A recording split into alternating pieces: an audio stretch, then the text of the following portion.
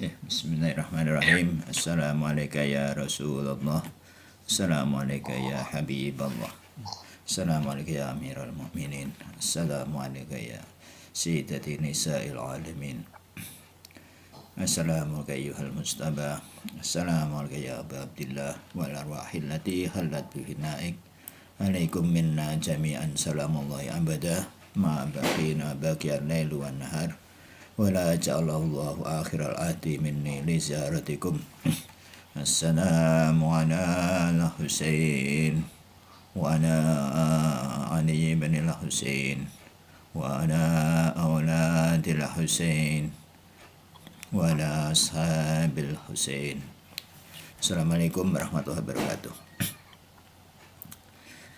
Ya, alhamdulillah kita bisa mulai lagi.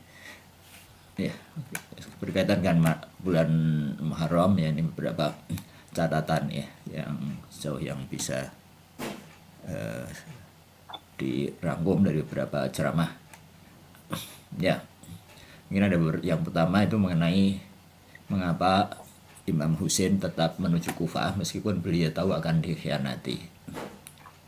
Ya, sebagaimana nasihat orang-orang ya yang kepada beliau, beberapa orang kepada beliau ya, beberapa tokoh saat itu, bahwa ya seperti Imam Ali Amirul Mukminin dan Imam Hasan dikhianati oleh penduduk Kufah.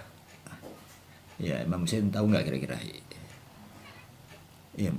Ya pastinya beliau tahu ya. Pastinya beliau tahu. Ini dari ceramahnya Ustadz Abdullah Ba'bud yang kemarin di Banjaran. Jadi, tapi kenapa beliau tetap menuju Kufah meskipun beliau tahu akan dikhianati? Yang pertama, ya, karena beliau tahu bahwa kemanapun beliau berada tetap akan dibunuh. Barangkali kalau, kecuali barangkali ini ya, barangkali kalau beliau mau baiat. Dan mungkin juga Yazid tahu bahwa Imam Husain juga nggak akan mau berbaiat sama dia. Ataupun bisa jadi kalaupun Imam Husain berbaiat, misalkan naudzubillah, tetap saja akan dibunuh karena Yazid sudah pernah melontarkan syair bahwa nggak ada itu risalah, nggak ada berita dari langit, nggak ada nabiannya, akal-akalannya Bani Hashim aja, dan seterusnya dan ya, jadi semacam ini dianggapnya semacam balas dendam ya.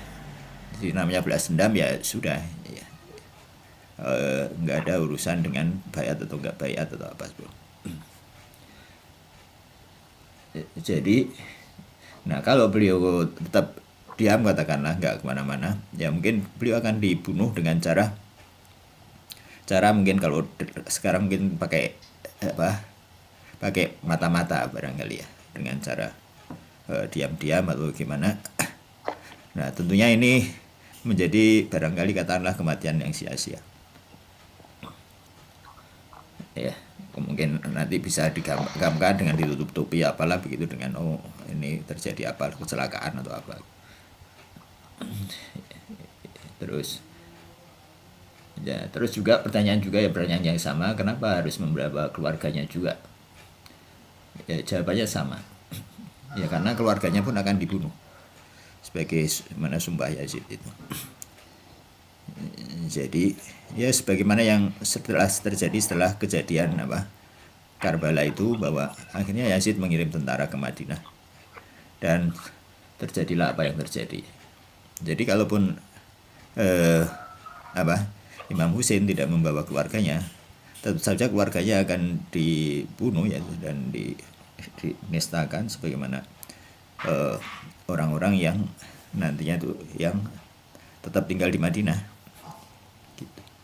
Jadi keluarganya gak akan selamat juga.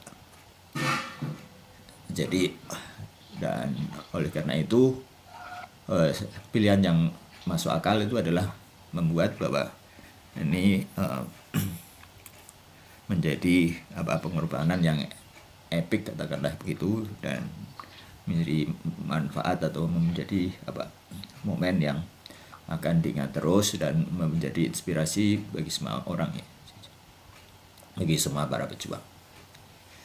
Nah, Terus ada beberapa pertanyaan lagi, kenapa harus diratapi gitu. Ini juga pertanyaan beberapa yang terlihat dalam beberapa WAG dari orang-orang Wahabi. Ya ini ya sudah lah, udah takdir. Ini karena kalau meratapi itu memang kamu nggak menerima takdir, kira-kira begitu. Nah ini jawabannya ada beberapa juga. Yang pertama, jadi air mata adalah bahasa pertama yang paling mudah dipahami dan paling mudah sampai ke hati. Barangkali orang bisa memberi nasihat macam-macam, tapi kalau tanpa air mata itu kayaknya kurang serius. Orang juga bisa mengatakan macam-macam, bertobat misalnya, minta maaf apa segala macam. Tapi kalau minta maafnya itu tidak disertai air mata, itu juga minta maaf ya mungkin maaf-maafan gitu kali.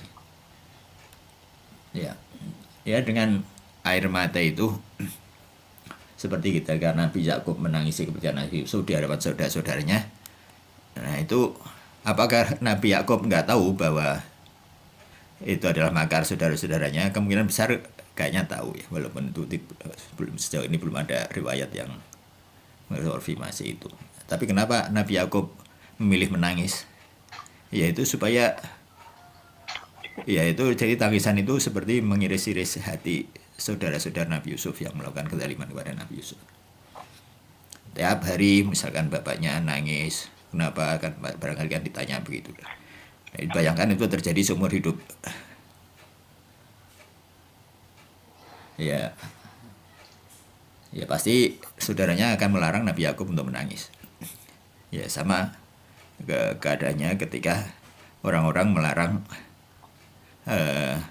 para pecinta Imam Husain alaihissalam untuk menangisi kesahidan beliau.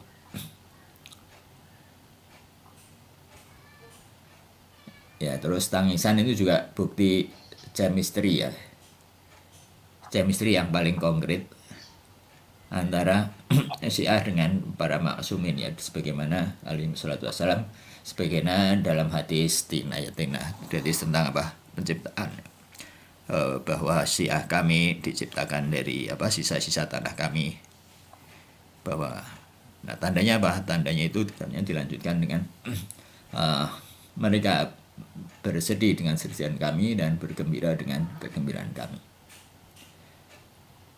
Jadi tangisan itu bukti adanya chemistry, bukti adanya ikatan. Jadi bukti adanya sinfiah ya, kesamaan antara kita dengan para imam maksum kalau kita melakukan Malaysia. Dan katanya hadis-hadis tinah ini tentang penciptaan ini itu banyak dalam riwayat-riwayat Ahlul Bait khususnya ya, kata Ustaz Abbas itu. Jadi kita jangan menganggap bahwa hadis-hadis seperti ini sebagai katakanlah metafora ya, jadi sekedar kedengaran indah atau melebih-lebihkan atau bagaimana, enggak. Jadi Al-Quran dan hadis-hadis ini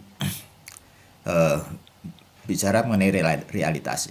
Jadi misalkan kalau dikatakan bahwa orang yang memakan atau melakukan ghibah misalkan seperti memakan bangkai saudaranya, itu benar-benar bangkai. Nah itu cuma kita nggak melihat karena kita terhijab. Begitu yang pernah terdengar dari seorang yang kelibet sepertinya Arif ya, yang pernah datang ke sini. Jadi kalau misalkan kalau memakan harta anak yatim itu memakan api, jadi benar-benar itu api yang dimakan. Ya Al-Quran bicara realitas. Nah sepertinya ini juga begitu. Jadi hadis tentang tinah ini juga jangan kita anggap sebagai main-main atau metafora atau melebih-lebihkan atau bagaimana. Ya, jadi kata-kata para maksum itu harus kita tempatkan pada tempatnya ya. Jangan dianggap main-main. Dan ya mungkin masih banyak lagi ya dengan air mata ini. Jadi dan terus kemudian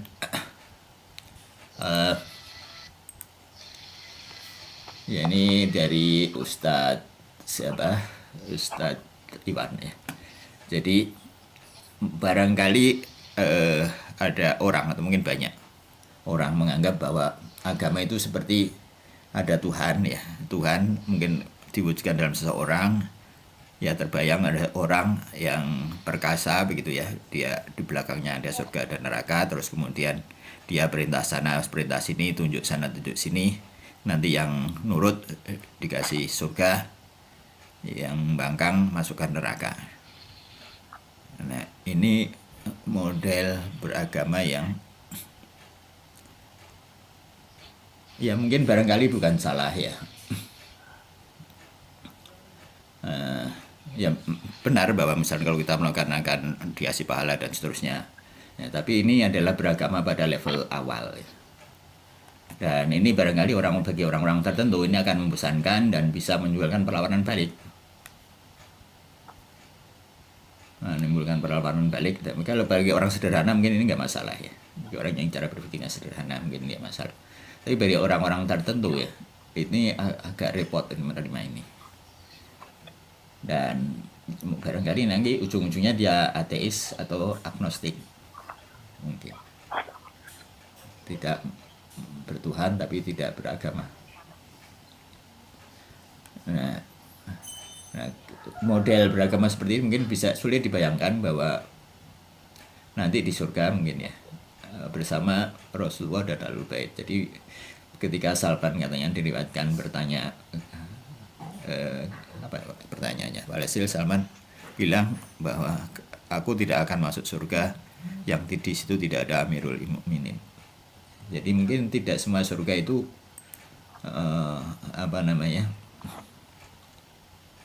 levelnya sama ya, levelnya sama. Nah, selanjutnya agama jadi mesti bagaimana? Jadi setidaknya agama ini harus dipandang sebagai sistem edukasi, sistem pendidikan. Nah mungkin di sini domainnya akhlak ya. Jadi sholat oke, ada pahalanya. Nah tapi sholat itu harus dipandang sebagai pendidikan. Jadi apa hasilnya? Ya tanha anil fahsya wal munkar. Nah, selama sholat itu masih pada level dosa dan pahala, ya mungkin agak sulit akan sampai pada tanha anil fahsya wal munkar. Dia akan mungkin orang yang itu akan hitung-hitungan, ya saya mengambil harta orang sekian, nanti misalkan saya pakai untuk ini sekian, jadi saya untung dan seterusnya begitu. Ini kayak hitung-hitungan seperti itu. Nah, ya agak susah ya, agak sulit orang untuk. Dan ibadah lain juga harus pandang sebagai sarana sistem edukasi, meningkatkan kualitas ya takamal ya, menyemburkan diri sehingga menjadi manusia-manusia yang lebih berkualitas ya, lebih sempurna, wujudnya lebih luas, ilmunya lebih luas gitu ya. Ya seperti itu setidaknya. Nah masih ada satu lagi bahwa agama ini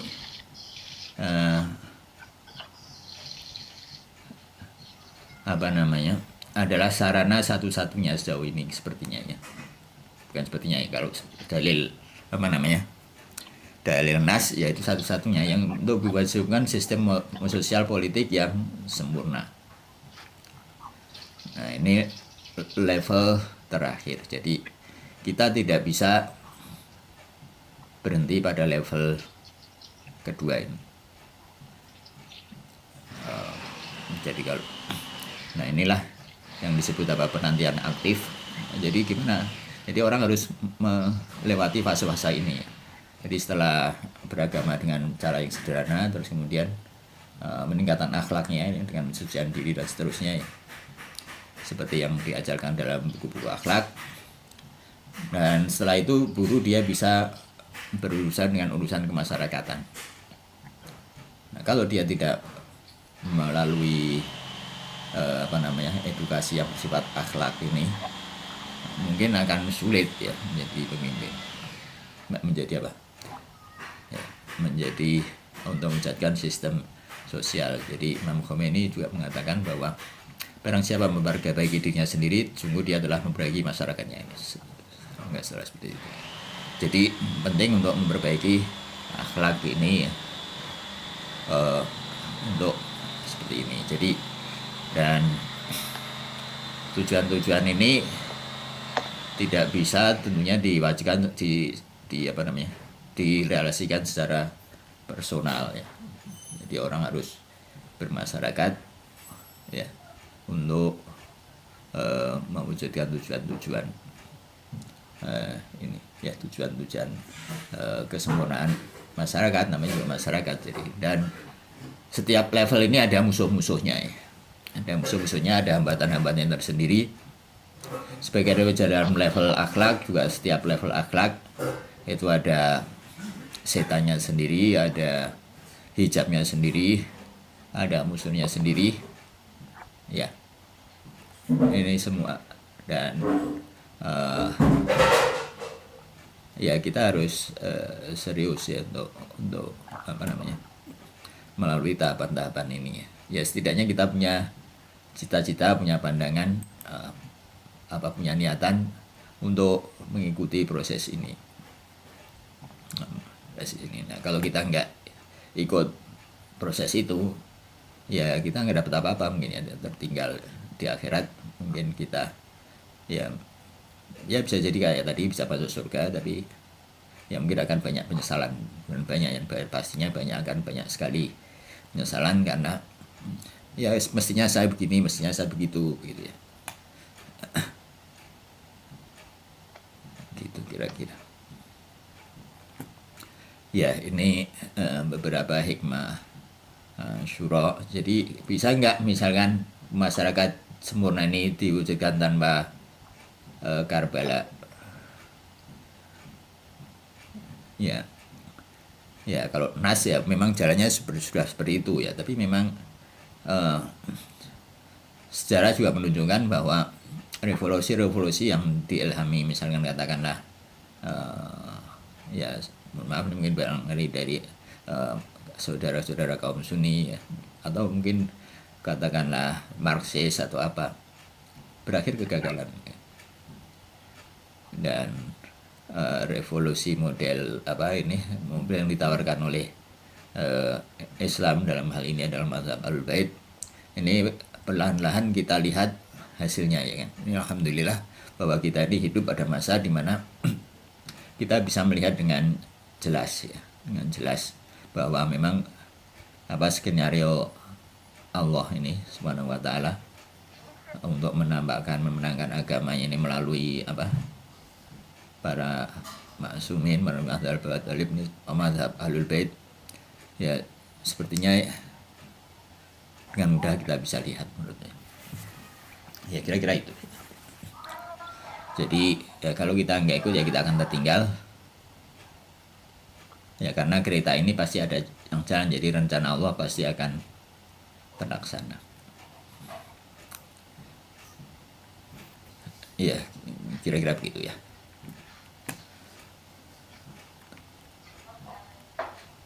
Oke. Ya selanjutnya ada komen dulu. Ada? Kalau nggak ada kita ke buku, ada Busola ya, buku Leis yang belum tahu nih. Jadi ada buku dari Imam Khomeini selain buku kemarin itu buku Junudul Akal wa Jahl ya. Kalau yang sekarang ini buku ada Busola, jadi adab-adab maknawiyah sholat. Jadi bagaimana sholat itu bisa memberi bekas pada kita ya, sehingga bisa memenuhi paling nggak tujuan edukasi ini. Nah, ya.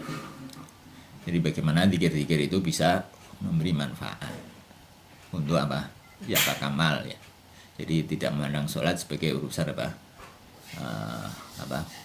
pahala dan dosa begitu ya. Ya ya mungkin ulang sedikit, ada bab tumakninah ya. Bab tumakninah, jadi ada tumakninah lahir, ada tumakninah batin, tumakninah lahir itu diatur dalam fikih, tumakninah batin itu yang akan dibicarakan, yang dibicarakan dalam buku adab ma'nawiyah untuk sholat ini ya. Ya, gimana tumakninah batin itu ya secara ringkas. Tumakninah batin itu ya ketika kita melakukan sholat atau zikir-zikir yang lain, ya kita harus menyiapkan hati kita ya sebelum, jadi melepaskan sibuk-sibukan kita. Karena kalau hati kita masih sibuk kemana-mana, dipastikan bahwa zikir-zikir itu tidak akan berbekas. Jadi ya zikir itu tidak akan berbekas. Jadi yang pertama tentunya kita harus mempelajari zikir-zikir itu dengan baik, ya, baik secara bahasa, tafsirnya dan seterusnya. Setelah itu ya secara rasional kita paham sebagai ilmu husuli. Nah sekarang menjadi ilmu huduri, menjadi hadir. Jadi misalkan Allahu Akbar, nah ini dengan filsafat kita memahami kebesaran Allah itu bagaimana, atau barangkali juga kita tambah dengan sains misalkan ya, membaca bagaimana. Nah terus kemudian kita, nah ketika Allah kita Akbar, kita hadirkan pemahaman itu, dan nah dengan itu mungkin Allahu Akbar itu akan membekas ya. Nah jadi menzikir-zikir itu seperti mengajari hati kita untuk berzikir ya, sebagaimana mengajari anak kecil untuk berzikir, maupun untuk sholat atau berbagai macam ibadah yang lain. Itu maksudnya tumakninah lahir. Nah, mungkin ya perlahan-lahan mungkin ya pertama mungkin agak sulit ya, karena sudah terbiasa sibuk sana sibuk sini, mungkin hatinya itu biasa liar ya. Nah, lama-lama hati itu dididik, dan lama-lama hati itu akan mendidik lisan. Ya kalau sudah bisa bicara sendiri hati itu dengan zikir-zikir itu yang sudah dipahami, terus dia akan bisa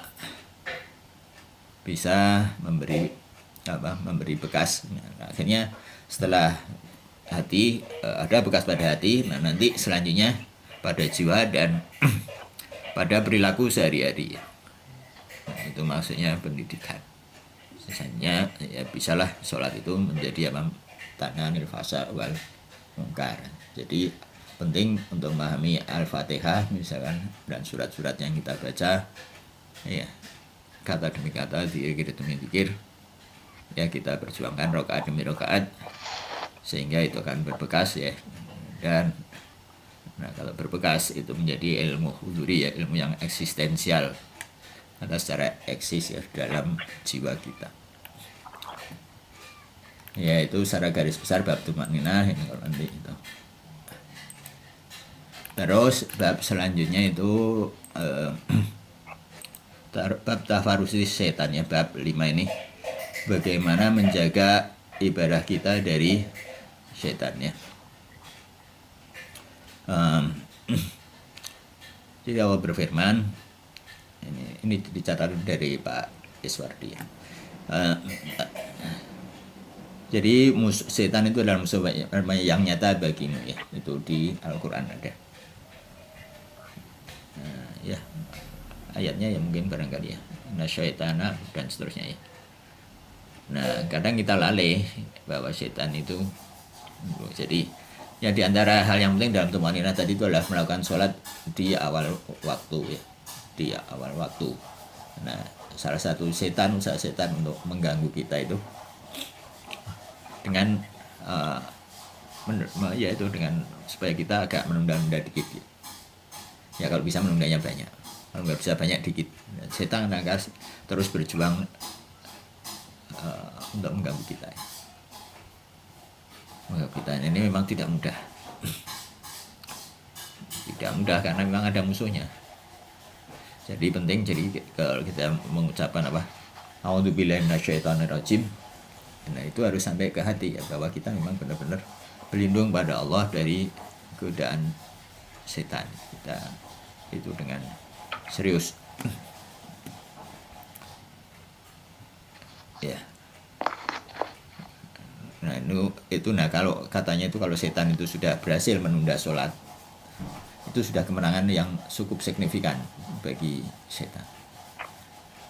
Nah, selanjutnya dia akan mengganggu terus, apa aja yang bisa digunakan untuk mengganggu akan dia gunakan. Ya, kira-kira itu. Terus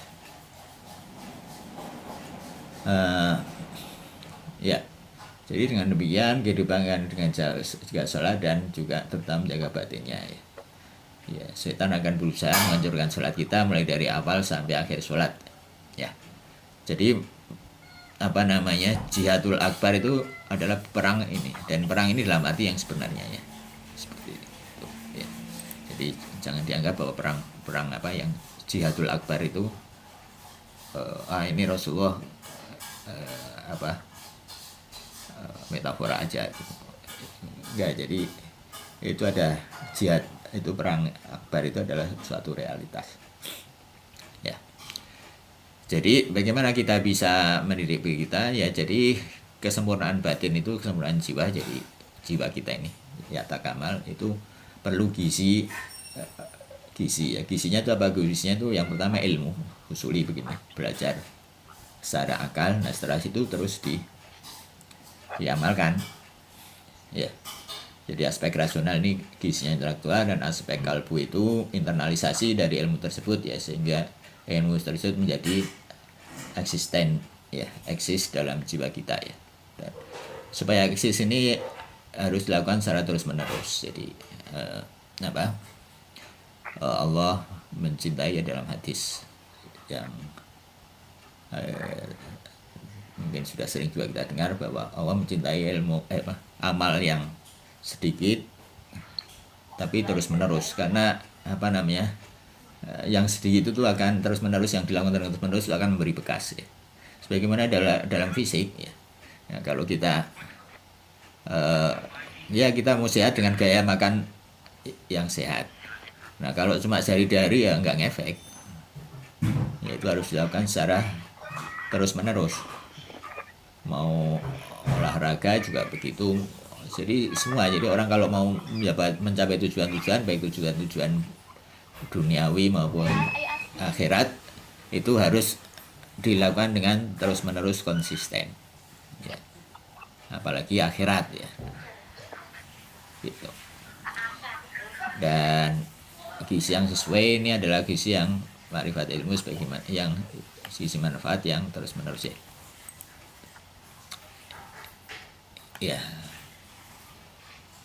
Juga tilawah Al-Quran juga dengan memberikan kalbu. Jadi juga dalam baca Al-Quran itu juga harus, supaya Al-Quran itu menjadikan efek kepada kita ya, harus diasari dengan kehadiran kalbu juga seperti tadi itu, sehingga menjadi cahaya dari Allah Subhanahu wa Ta'ala, dan wujud kita ini tambah hari tambah luas ya. Jadi nggak bisa orang itu tiba-tiba terus ya, mungkin dalam beberapa tertentu ya, mungkin dalam peristiwa Karbala itu memang ada misalnya Al-Hur atau beberapa orang yang lain yang tadinya itu belum kenal, tapi Al-Hur itu punya latar belakang yang memang agak berbeda dengan yang lain-lain ya. Jadi ya intinya apa namanya, proses itu harus dilakukan secara terus menerus ya, dan makin hari kita harus semakin baik ya, sebagaimana dalam hadis, barang siapa yang hari ini dan seterusnya itu ya sama dengan hari kemarin, dia rugi dan seterusnya.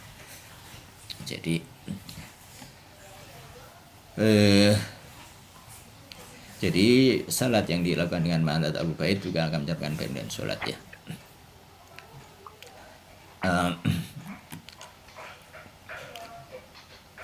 Ya, jadi di sini juga disebutkan bahwa mungkin agak sulit ya, bukan agak sulit, pastinya sulit ya, karena ini perjuangan ya. Kalau ini kan jadi apa ya tentunya tidak mudah, tentu saja. Setan ini musuh yang pengalaman ya, jauh pengalaman dari kita. Jadi dia pasti banyak ide untuk menggoda kita itu, banyak ide, dan dia konsisten. Dia bersumpah ya untuk menggoda itu. Bayangkan setan itu bersumpah di hadapan Allah akan menggoda anak Adam. Nah kita kan mungkin kayaknya mungkin belum pernah kan punya sumpah-sumpah yang seteguh setan itu. Jadi jadi hanya insan kamil yang bisa mencapai itu ya, selamat dari godaan setan itu sebenarnya. Makanya agak sulit ya, agak nggak masuk akal kalau orang itu bisa menyembuhkan diri ya, kecuali lewat jalan yang sudah ditentukan oleh Allah Subhanahu wa taala sebagai pencipta kita. Ini baru masuk akal. Ya, itu kira-kira isi dari itu, dan ini matanya mau baca adab sholat.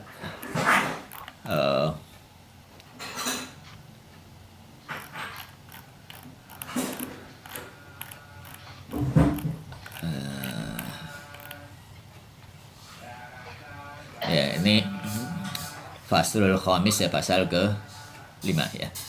Fi bayanil hifdi ala ibadah min tasarrufi syaitan. Ya. Tentang bayan itu penjelasan ya. Al-hifz penjagaan, alal ibadah yaitu penjagaan terhadap ibadah dari tasarrufi syaitan, dari apa? Dimanfaatkan oleh setan. Jadi ibadah kita itu, sholat kita itu bisa dimanfaatkan oleh setan untuk mencapai tujuan setan, walaupun kita yang melakukan. Sholat aja bisa, apalagi aktivitas katakanlah duniawi. Minal adabil muhimmatil qalbiyyati lis-sholati wa ghairiha min ibadati al-khifdi 'alaiha min tasarrufi syaitan ya. Dari adab ya. Adab itu apa? Adab itu adalah cara atau kaifiyah ya untuk melakukan sesuatu secara lebih sempurna, itu adab. Jadi tidak, kalau dinilai itu tidak sekedar 6 ya, adab yang kalau sempurna nilainya 10. Adab yang penting qalbiyah ya, bersifat qalbi, hati, untuk sholat dan selain sholat juga. Min ibadati, dari ibadah lain selain sholat adalah apa? Al-hifdi minat tasarruf syaitan, menjaga dari tasarruf syaitan. Wahwal waqti fil waqti nafsih min ummahatil adab, dan dia nih ya pada saat yang sama, min waqti nafsih itu pada waktu yang sama, bahasa Arab bahasa Indonesia ya. Nafsi sendiri maksudnya dengan adanya yang sama, min ummahatil adabil qalbiyah, dari apa? Induk ya, ummu ibu,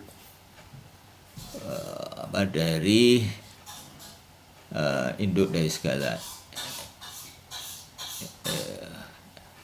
jadi merupakan induk dari adab qalbiyah. Ummahat itu jamak dari ya, dari ummah, dari ibu.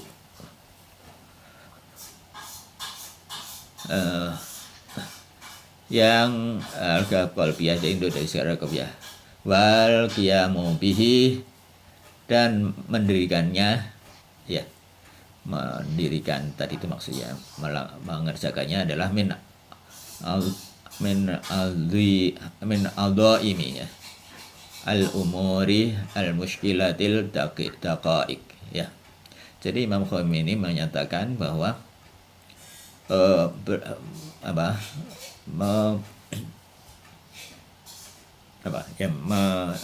melindungi ibadah dari tasarruf syaitan itu dari perkara yang penting dan muskilah itu ya. Muskilah itu kesulitan ya.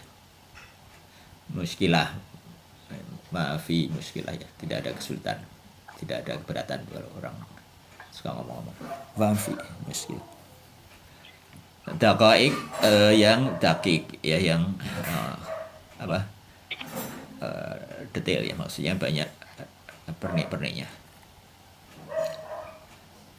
Wala alla al-yatu syarif, dan barangkali ayat yang mulia fi sifatil mu'min, dalam ketika Allah mensifati orang mukmin, alladzihum yaitu dalam surat Al-Mu'minun itu ya, alladzihum ala sholawatihim yuhafidun. Ya, ini ayat qad aflahal mu'minun dalam surat Al-Mu'minun, alladzina hum ala sholawatihim yuhafidun. Isyaratun ila jami'in maratibil khifdi.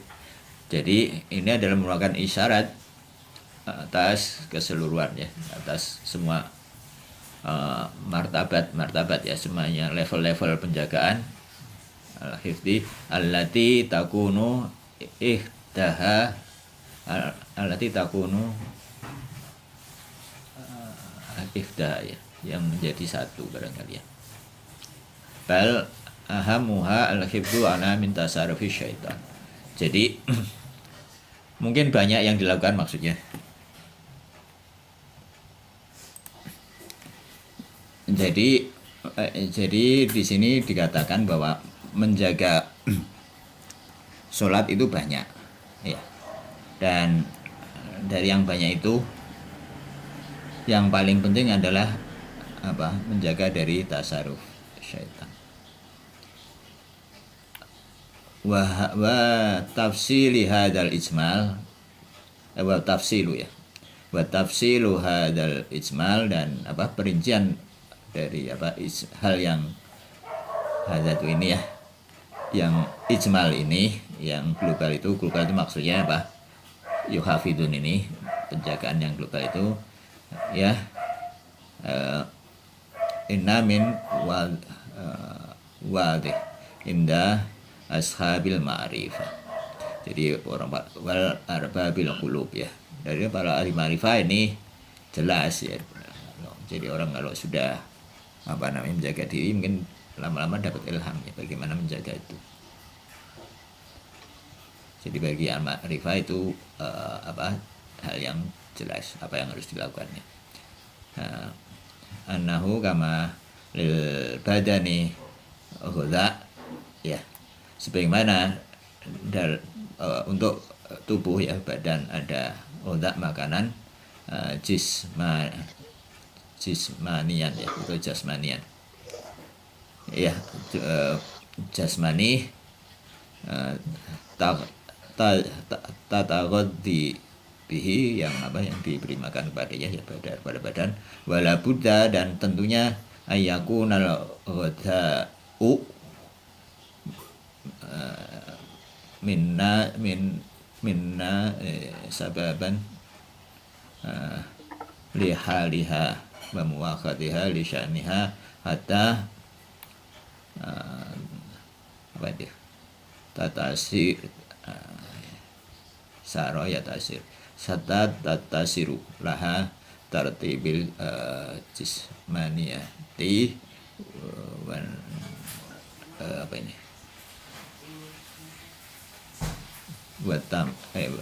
watamami ini al-bada nabati, ya. Jadi ini intinya adalah bahwa makanan ini diperlukan untuk tubuh, lah. Nabati itu jiwa yang tumbuh, ini jiwa yang tumbuh untuk jasmania. Jadi ini perlu diperlukan bahwa makanan-makanan jasmani diperlukan untuk tumbuh, ya, untuk tumbuhnya badan. Wa kadzalika fa inna lil qalbi war ruhi ghadaun. Maka demikian juga maka untuk hati dan roh ada makanan-makanannya. La buta yakunu minna saban, ya. Munasiban, bukan munasaban, ya, sorry. Munasiban yang sesuai, ya. Jadi tadi itu munasiban, ya. Munasiban itu sesuai. Maka demikian juga bagi roh dan hati, ada makanan yang pastinya sesuai lihali kulli minha, dengan yang sesuai dengan dia, muwafaqan linashatiha, dan yang sesuai juga keadaannya, kai tatarabi bihi wa taqaddi minhu wa tamannu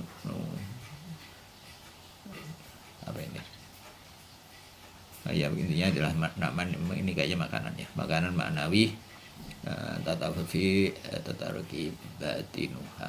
yang ya intinya bahwa roh itu perlu makanan maknawi supaya dia bisa tumbuh dan berkembang. Ya.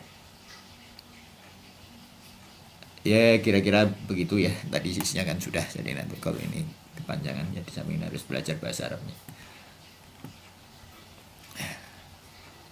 Ya ini mengenai apa adab sholat ya. Ada komentar? Kalau enggak kita teruskan ke marhalah keempat ya, buku Ibrahim Hikmah.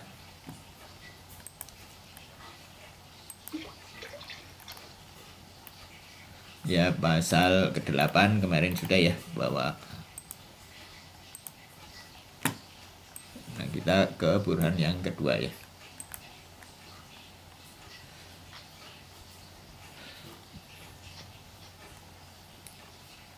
Burhan kedua.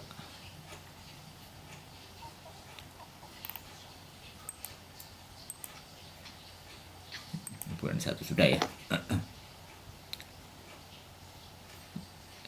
Ya. Jadi yang pertama premisnya itu adalah bahwa mahiyah tidak akan mengada kecuali oleh sebab ya. Mahiyah itu apa? Pertanyaan apa itu ya? Manusia misalnya, apa itu manusia kan gitu. Apa itu HP? Manusia tidak ada kecuali ya manusia ya bisa ada bisa enggak. Manusia sendiri tidak mengandung makna ada maupun tiada. Manusia ya manusia. Itu mahiyah. Nah, kemudian manusia itu untuk dia menjadi ada, manusia gimana ya, bukan ya, bahkan manusia misalkan tidak perempuan ya kan, tidak mengandung mana laki mana perempuan ya, maya itu begitu, tidak mengandung warna kulit misalkan, tidak mengandung apa dia pintar atau enggak misalkan. Jadi itu mahiyah manusia. Nah manusia kalau dia mengada itu dia harus dengan apa, dengan apa identitasnya ya, dengan apa, dengan segala identitasnya. Jadi tidak ada manusia yang manusia tok gitu di luar. Jadi dia harus apa, dengan personifikasinya, dengan warna kulitnya, dengan ya segala macam, dia laki atau perempuan dia itu seterusnya. Nah dia mahiyah itu tidak akan mengada kecuali dibawa oleh sebab ya. Nah diadakanlah sebab itu didalil wajib niscaya pada mahiyah. Jadi wajibnya mahiyah itu apa? Wajibnya mahiyah itu ya dia adalah mungkin. Dia mungkin, jadi mungkin itu atau kontingen sebetulnya yang lebih tepat ya. Mungkin itu dalam bahasa Indonesia tadi dulu sudah kan arti mungkin yang di sini adalah yang artinya kontingen ya. Yang apa? Sesuatu yang ya yang bisa ada bisa enggak itu mungkin. Bukan makna mungkin yang kita pakai sehari-hari itu ya.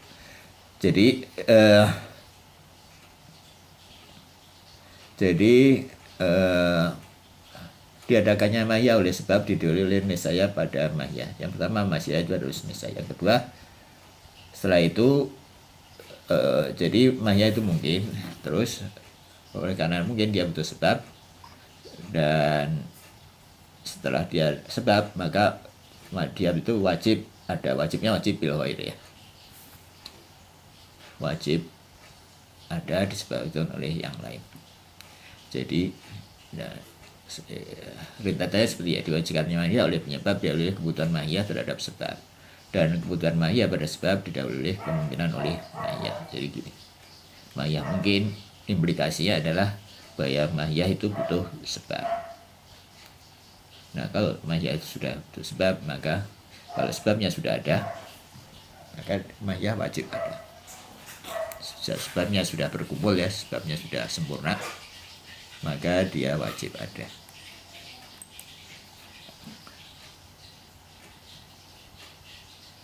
Nah,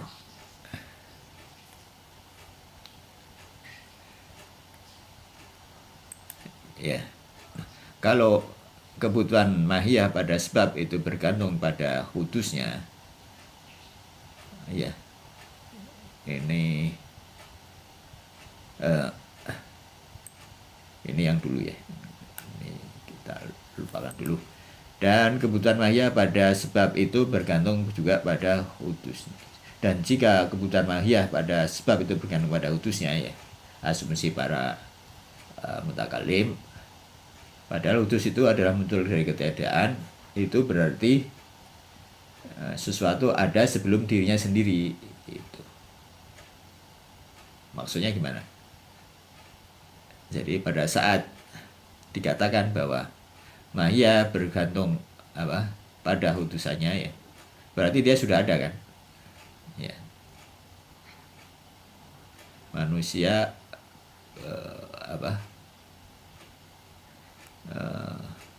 bisa ada karena dia hudus, dia baru.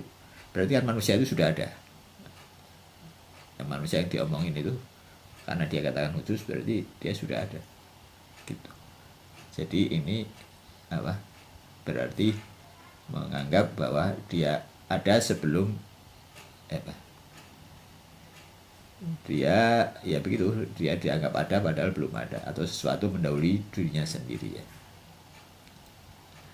Nah, terlepas hudus itu sebagai sebab atau mungkin dan mungkin adalah syarat, ya. Dan syarat untuk menjadi sebab, maka hudus tetap sebagai penghalang, ya. Dan hudus itu baru, jadi sesuatu manusia di hudus itu artinya manusia itu pernah nggak ada. Jadi kalau dia katakan dia manusia baru misalnya, artinya dia tadinya nggak ada. Nah, kalau dikatakan manusia baru itu kan berarti sama aja dengan manusia itu mengatakan bahwa walaupun dia baru tapi kan sudah ada, gitu maksudnya. Jadi ini menganggap ada sebelum padahal dia masih tiada. Itu yang Bapak pahami, ya. Oh, jadi sebab. Oh, sebab. Ya, kalau dikatakan bahwa hudus itu sebagai sebab perlunya, jadi sebab ini maksudnya sebab dari, jadi dulu kan bahwa perlunya mahiyah pada sebab itu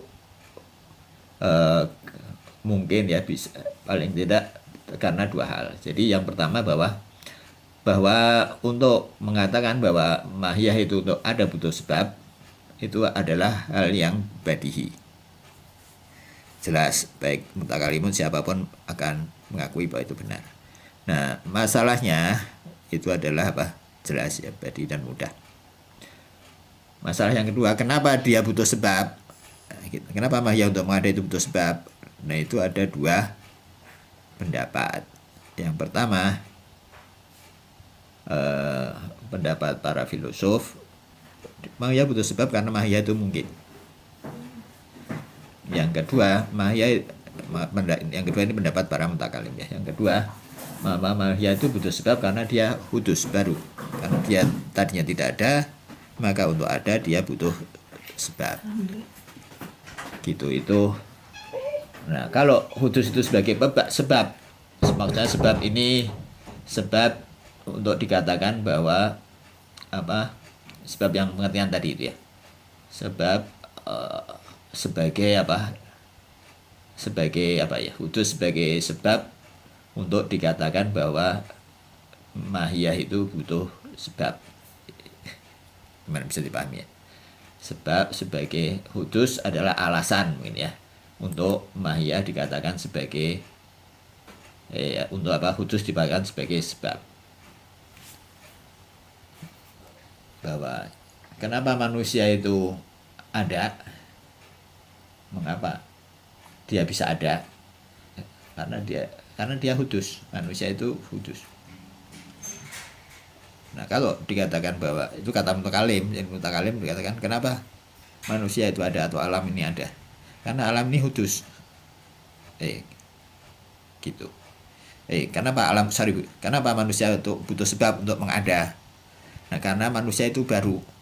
Oleh karena baru, tadinya nggak ada, untuk mengada dia butuh sebab. Nah, ini masalah. Ini nggak benar kata filosof. Yang benar adalah kenapa manusia itu butuh sebab untuk mengada? Karena manusia adalah mungkin kontingen. Nah, jadi ini terlepas udus ini sebagai alasan untuk tadi itu, atau mungkin adalah syarat. Jadi mungkin itu ini sebab, dan imkan aja lah ya mungkin. Imkan itu adalah syarat. Jadi yang utamanya adalah karena dia hudus. Karena manusia itu hudus, maka dia butuh sebab. Nah, kalau asumsinya begitu, maka bagaimanapun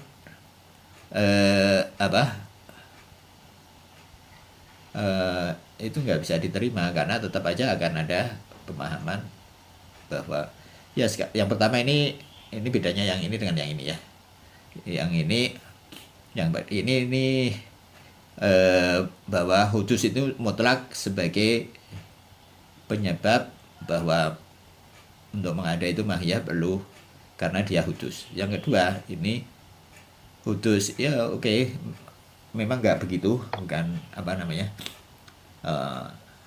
ya hudus itu butuh sebab untuk mahiyah itu butuh manusia katakanlah untuk mengada itu karena dia hudus, dan juga ya memang ada karena dia mungkin, tapi mungkin itu adalah syarat saja gitu ya, bukan alasan yang utama untuk dikatakan bahwa manusia itu butuh sebab.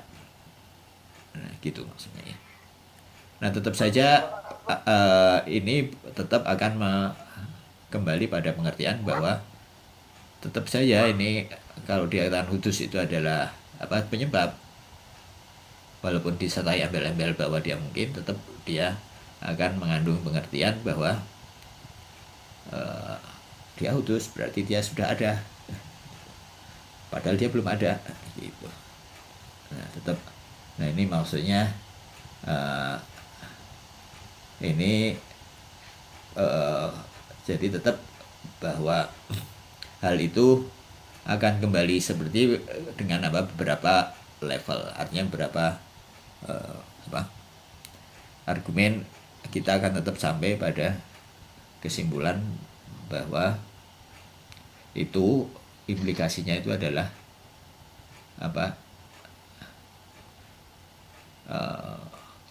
mendahulukan dia mengatakan ada padahal dia masih tiada.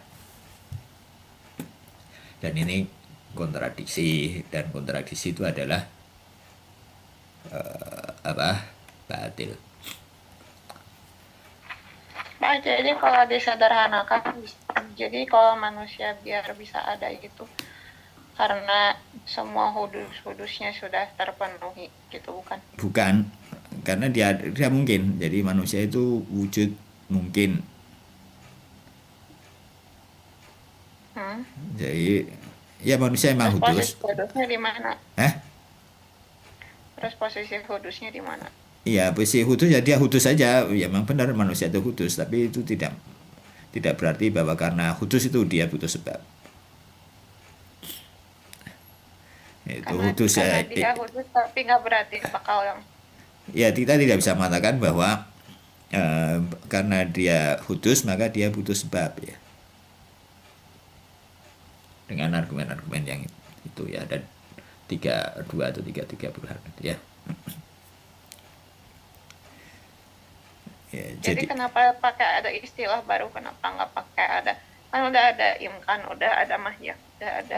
Ya hudus itu hudus itu pengertiannya tidak sama dengan imkan. Hudus itu artinya dia sebelumnya nggak ada, pernah nggak ada, itu hudus.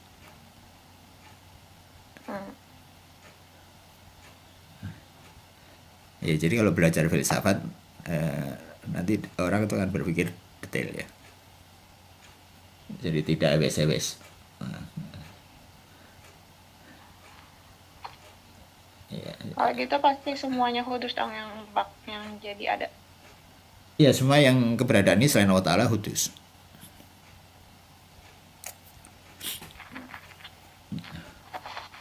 Ya, kalau belajar apa namanya ilmu kalam model pesantren, itu istilah hudus itu adalah lawan dari apa kidam ya.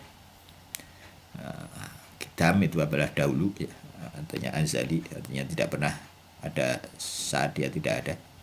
Allah itu apa kidam, lawannya adalah hudus. Nah, gitu.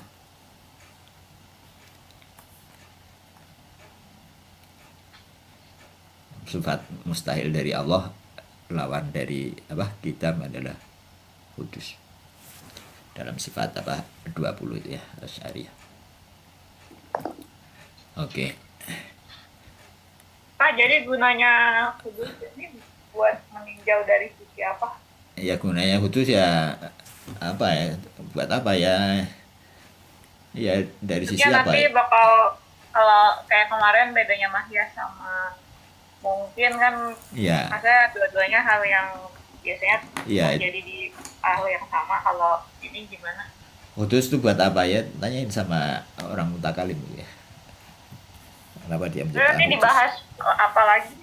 Buat mengerti apa Kalau ini sudah sampai di sini, itu minta kita pada sampai bab berikutnya. Ini penting, bab berikutnya ini penting untuk menyadari kefakiran kita ya di hadapan Allah Subhanahu wa taala. Ya barangkali orang itu, kebanyakan orang ya termasuk bapaknya orang barat juga, dan barangkali Allah itu menciptakan kita, setelah itu Allah itu berhenti, nggak ada urusan lagi.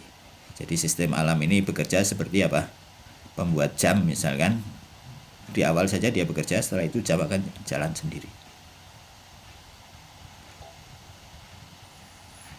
ya. Nah ini dibantah, ini nggak benar. Allah itu akan tetap apa namanya, kita itu butuh Allah setiap saat gitu. Ini hal yang penting dalam apa tauhid.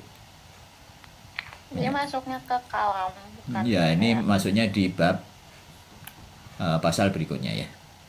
Al-Faslu Tasik pasal 9, al-mumkin muhtajun ila illah ya, bahwa hal yang sesuatu yang mungkin itu muhtajun ila ilah ya. Apa muhtajun itu berhajat ya pada sebab bakoan ya, untuk keberlangsungannya, kama annahu muhtajun ilaiha hudusan, sebagaimana dia. Nah, ini hudus, ini istilah hudus ya. Mbak tanya manfaatnya istilah hudus apa di sini. Jadi orang itu, kalau orang berpendapat bahwa apa penyebab dia perlu Allah itu cuma karena dia hudus, dia implikasinya dia akan menganggap bahwa Allah itu sudah berhenti bekerja ketika setelah mencipta. Kita tidak lagi bergantung pada Allah untuk keberadaan kita selanjutnya. Kita cukup mengelola sebab-sebab material ini terus, nah sudah, Allah sudah berhenti. Nah itu implikasi pemahaman bahwa tadi itu berlokasi dari pemahaman apa mutakalim. Dan ini nggak sesuai dengan kenyataan. Nyataannya bahwa Allah itu tetap diperlukan, itulah tawakal ya. Jadi ini supaya kita bertawakal dengan pemahaman yang benar. Ini ada kaitannya dengan akhlak. Ya nggak bisa begini-begini ini seketika ya. Ini harus apa, ada perubahan yang radikal dalam cara berpikir. Untuk apa? Untuk bisa berakhlak dengan baik ya. Untuk bisa menyadari kedudukan kita di hadapan Allah Subhanahu wa taala.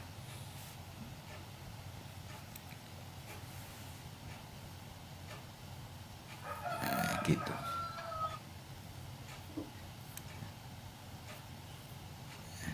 Jadi jangan soal itu. Jadi auzubillahi minasyaitonir rajim itu harus setiap saat gitu. Nah ilaha illallah, Allahu akbar, Allah terpuji itu setiap saat, memberi rezeki setiap saat, terus nggak berhenti.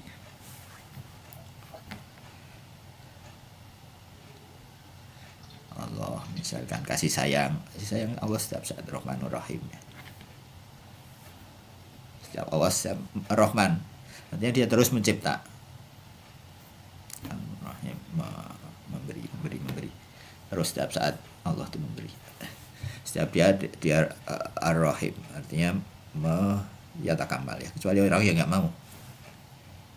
Ar-Rahim kan artinya memberi dalam arti kualitas ya, memberi dalam hal kesempurnaan. Allah sebenarnya menyediakan semua fasilitas untuk kesempurnaan, di antaranya Asyura. Ya pasti ada penentang ya, kalau nggak ada penentang ya ada setannya pasti, dalam diri maupun di luar.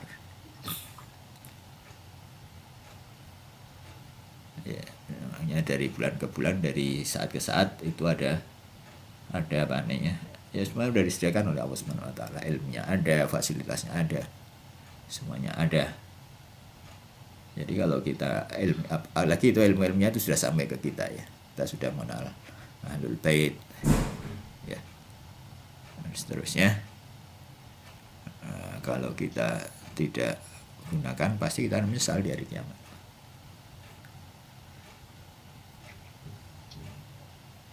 Ya penyesalnya akan berbeda sama orang Wahabi katakannya ya, yang nggak terlalu mengenal Ahlul Bait itu,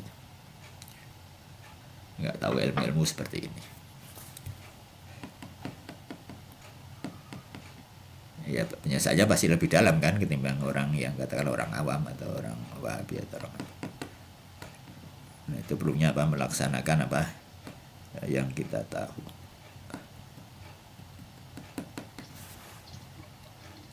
Ya makanya itu terus menerus apa, mohon pertolongan pada Allah Subhanahu wa taala. A'udzubillahi minasyaitonir rajim ya. Iya karena butuh ya karena nasta'in. Nah itu akan lebih dalam maknanya kalau kita tahu hal-hal seperti ini. Ihdinas siratal mustaqim. Jadi nggak cukup orang tahu artinya apa gitu untuk apa bisa sholat dengan baik. Sekedar tahu artinya, apalagi nggak tahu artinya.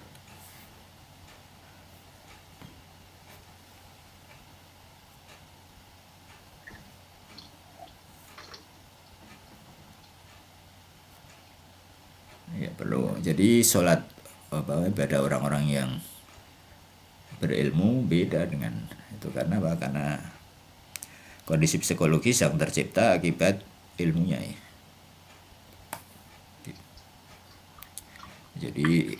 Jadi ibadah Rasulullah misalnya atau maksumin nggak bisa kita bayangkan seperti apa.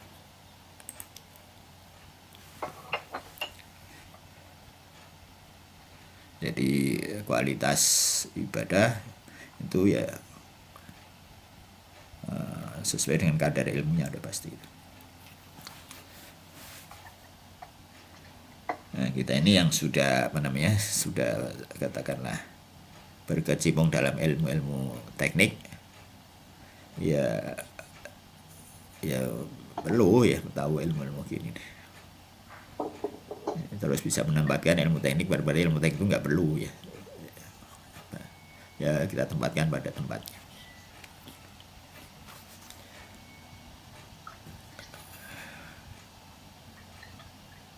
Jadi maksudnya itu ya, itu loh, ini tentang itu sihir ya, misalnya apa? Oh, jadi nunggu berapa sih? Kurang jelas. Cedak no. Okay. Jadi kan ini ya, sekarang kan sing orang-orang itu loh, orang-orang yang di sekitar saya itu kan yang punya masalah itu kan karena katanya itu kena dikirim santet gitu ya. Nah itu kan berarti itu karena pemikirannya, terus apa karena pemahamannya itu bisa berpengaruh di situ, karena sing mengalami apa yang merasa disantet kan biasanya merasakan sakit di sini, merasakan sakit di situ kan. Nah itu hubungannya dengan ini. Gitu. Itu. Iya. Nah, kira-kira maksudnya gini ya, saya kan pernah apa jenenge ngirim anggur sama orang kan. Nah, ternyata diterima. Terus setelah itu dikembalikan ke rumah anggur itu. Katanya begini, ini kamu anggur ini perintahnya siapa? Yang suruh siapa itu? Yang suruh siapa kamu berikan anggur ini?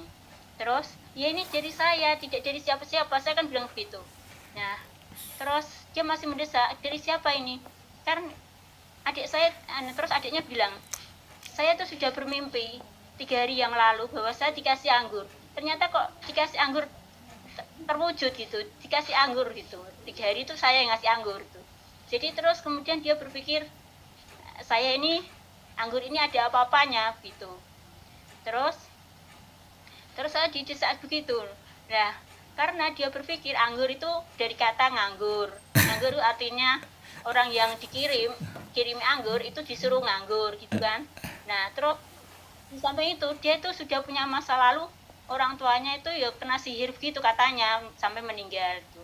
Jadi dia tuh ada timbul was-was begitu lah. Mungkin dari berpikir itu bisa muncul menjadi suatu kenyataan atau bagaimana ngono. Itu nggak ada kaitannya dengan filsafat. Itu kan dari berpikir mau. Oh iya, maksudnya apa namanya, asumsi itu enggak begitu ya. Ya itu masalah itu harus didapatkan dari tempatnya. Kalau itu mau diselesaikan atau mau gimana? Kalau mau diselesaikan dari akarnya ya dia harus belajar filsafat dari awal. Kalau diselesaikan dengan jalan pintas, gimana? Ya terus ya suruh banyak baca itu apa? Qul a'udzu birabbil falaq atau qul a'udzu birabbin nas. Banyak-banyak itu maksudnya dengan cara tadi ya, dengan tumanina, dengan a'udzubillahi minasyaitonir rajim, dengan itu.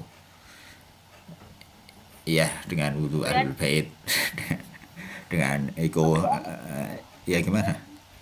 Kalau dengan wudu tidak ada ahlul bait itu agak susah dijamin. Ya makanya itu wilayah itu penting. Terus berpikirnya, ya dia harus berpikir dengan sebab akibat yang cara bikin orang normal. Nah, itu kan nggak benar sebab akibat begitu. Terus lah maunya gitu. Ya pasti membetulkan gitu kan nggak mudah. Iya, itu berarti kan ini tuh kesalahannya kan kesalahan berpikir itu mau orang. Iya, salahnya ya diawali dengan kesalahan berpikir. Tapi kan banyak orang kesalahan berpikir sama tapi nggak kena masalah itu kan. Nah, ya kalau dia agak susah diperbaiki cara berpikir ya tadi itu cara apa, qul a'udzu birabbil falaq sama qul a'udzu birabbin nas itu penting juga. Ya kalau bisa dengan mau belajar filsafat ya alhamdulillah, belajar filsafat kan lama. Ya maka belajar ini penting untuk mengatasi masalah itu secara apa? Secara mendasar ya, secara itu. Jadi makanya ya gimana ya begitu. Ya sedikit-sedikit ya bilang tadi, terus orang kalau filsafat itu sudah selesai. Ya enggak juga kan. Ya, tapi peluang untuk apa ya salah hal-hal yang begitu lebih kecil kan.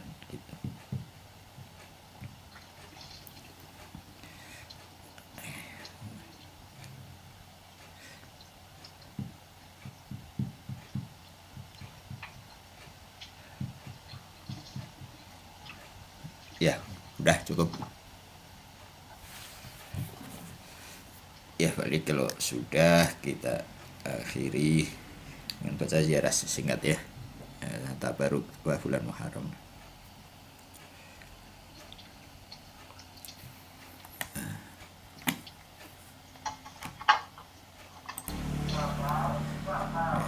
Bismillahirrahmanirrahim. Allahumma salli ala Muhammadin wa ali Muhammad. Assalamualaikum ya Aba Abdillah. Assalamualaikum ya bana Rasulillah. Assalamualaikum warahmatullahi wabarakatuh.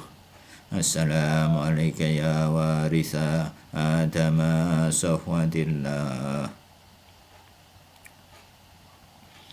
Assalamu alayka ya waritha Nuhin nabiyillah. Assalamu alayka ya waritha Ibrahim khalilillah. Assalamu alayka ya waritha Musa kalimillah. Assalamu alayka ya waritha Isa ruhillah. Assalamu alayka ya waritha Muhammadin habibillah. Assalamu alayka ya waritha Aliyin amirul mu'minin waliyillah. Assalamu alayka ya bana Muhammadinil Mustafa. Assalamu alayka ya bana Aliyinil Murtadha. Assalamu alayka ya bana Fatimah Zahra. Assalamu alayka ya bana Khadijatal Kubra. Assalamu alayka ya tharallahi wa bana tharih wal witral mautur. Asyhadu annaka qamtas shalah wa aitaz zakah wa marta bil ma'ruf wa nahaita 'anil munkar wa ata'ta Allah wa rasulah hatta atakal yakin. Assalamu ala al-Husain wa ala Ali bin al-Husain wa ala ashabil Husain wa rahmatullahi wa barakatuh. Alhamdulillahi ala azimi rasiyati. Allahumma rizukna syafa'atal Husain yawmal urud wa thabit li qadama sidqin indaka ma'al Husain wa ashabil Husain alladhi badalu muhajahum dunal Husain alaihi salam. Assalamualaikum warahmatullahi wabarakatuh. Walhamdulillahirabbil alamin. Wassalamualaikum walafu minkum. Waalaikumsalam. So, Kamu kesini nggak?